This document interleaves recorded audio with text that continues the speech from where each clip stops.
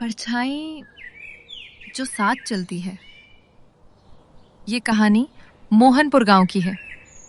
एक ऐसा गांव जहां अमावस्या की रात सन्नाटा बोलता है। गांव में 3 दोस्त रहते थे, राहुल, मीना और समीर। तीनों निडर, तीनों जिज्ञासु। एक दिन राहुल हंसकर बोला, अगर परछाई जिंदा होती तो अब तक मुझसे हाथ मिला चुकी होती। दादी ने कहा है, अमावस्या की रात बाहर मत जाना।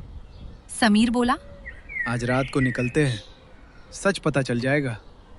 और बस अमावस्या की रात तीनों निकल पड़े। रात काली थी, आसमान खाली था, चांद गायब। तीनों पुराने पेड़ के पास पहुंचे। अचानक समीर की टॉर्च टिमटिमाने लगी। 1 बार, 2 बार, फिर हल्की रोशनी। मीना ने नीचे देखा। उसकी परछाई धीरे धीरे हिल रही थी, लेकिन मीना बिल्कुल स्थिर खड़ी थी। उसकी सांस अटक गई। राहुल, मेरी परछाई। राहुल ने नीचे देखा।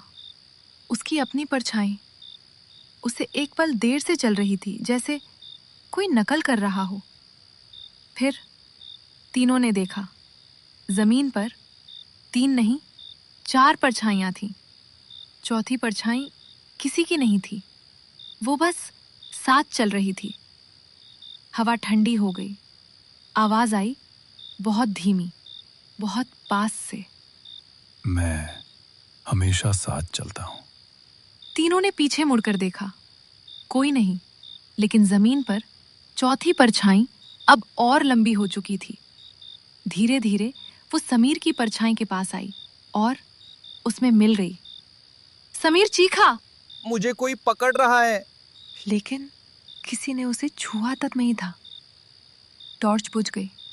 अंधेरा, सिर्फ एक आखिरी चीख। अगली सुबह राहुल और मीना मिले, डरे हुए, कांपते हुए, लेकिन समीर नहीं मिला। राहुल ने जमीन की तरफ देखा।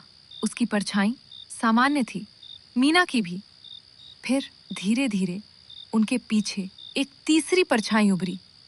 वो समीर की थी।